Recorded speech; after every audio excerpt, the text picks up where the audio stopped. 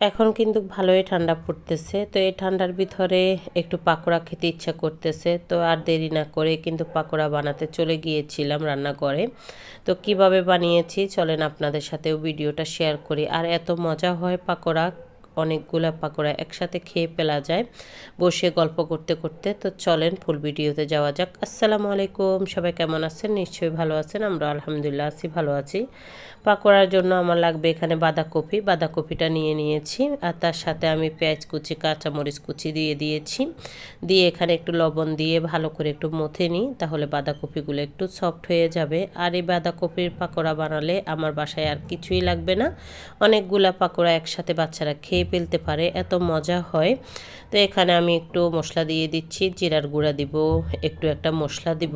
তো এটা ম্যাগি মশলা, যে মশলাটা আছে, এত ম্যাগি মশলাটা দিলে ফ্লেভারটা খুব সুন্দর আসে তার জন্য। আর এখানে আমি চাউলের গুঁড়াটা দিচ্ছি, শুকনো চাউলের গুঁড়া দিচ্ছি, তার সাথে ময়দাও দিচ্ছি। একই পরিমাণে আমি ময়দাও দিব, তাহলে খুব ভালো লাগবে। চাউলের গুঁড়া দিয়ে বানালে বেশ একটা টেস্ট আসে না, তার জন্য একটু ময়দাও অ্যাড করেছিলাম। তো এখানে একটা ডিম দিয়ে দিয়েছি, আর ডিমটা দিলে তার টেস্টটা আর একটু বেড়ে যাবে। তো এখন আমি সব কিছু মিশিয়ে নিচ্ছি একসাথে। এত মজা হবে এই পাকোড়াগুলা, আর কি বলবো, আমি অনেকগুলা খেয়ে নিয়েছিলাম একসাথে বানাচ্ছি আর খাচ্ছিলাম গরম গরম। এই পাকোড়াগুলা গরম গরম নামিয়ে খেতে খুব মজা লাগে। তো আমার আরেকটু কিন্তু চাউলের গুঁড়া আর আরেকটু ময়দা দিয়ে দিয়েছি, দিয়ে এখন ভালো করে আমি মিশিয়ে নিচ্ছি, নিয়ে একটা ব্যাটার তৈরি করে নিব। আর হাত দিয়ে কিন্তু সুন্দর করে মথে নিচ্ছি, তাহলে ভালো হবে। এই এই ব্যাটারটা খুব সুন্দর হবে।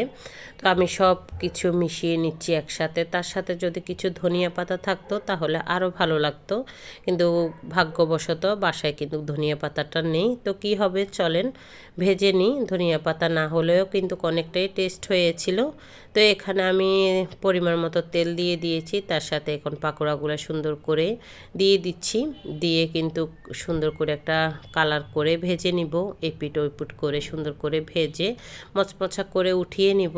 তো হয়ে যাবে কিন্তু পাকোড়া। আর এভাবে অবশ্যই বাসায় তৈরি করে খাবেন, এই শীতে কিন্তু পাকোড়া বানিয়ে খেলে খুব ভালো লাগবে। আর পাকোড়া খেতে কিন্তু অনেকগুলো পাকোড়া একসাথে খেয়ে নেওয়া যায়। তো আমি খুব সুন্দর একটা কালার আসছে, তো এখন কিন্তু উঠিয়ে নিব। তো আবারও দিয়ে দিব, বাকিগুলো সবগুলো এভাবে কিন্তু ভেজে নিব। আর খুবই সুন্দর হয়েছে, খুবই মচমচাও হয়েছে, কারণ এখানে চাউলের গুঁড়া দেয়া আছে তার জন্য। তো আমি বাকিগুলোও কিন্তু ভেজে নিই, এক এক করে সবগুলো ভেজে নিব। আরও অনেকগুলাই হয়েছিল, কিন্তু অনেকগুলো পাকোড়া হয়েছে, আসলে অর্ধেক কিন্তু পাতাকপি দিয়ে আমি কিন্তু এই পাকোড়াগুলো বানিয়েছিলাম।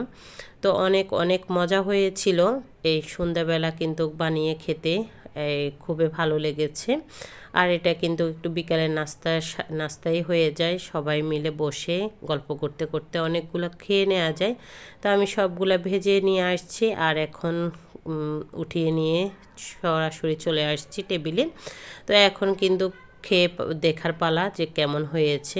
তো এই যে খুব ক্রিস্পি হয়েছে, আর ভিতরটা কিন্তু খুবই সফট।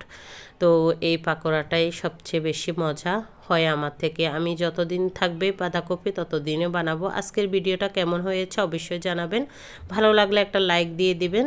আজকের মতো এখানেই বিদায়, সবাই ভালো থাকবেন। আসসালামু আলাইকুম।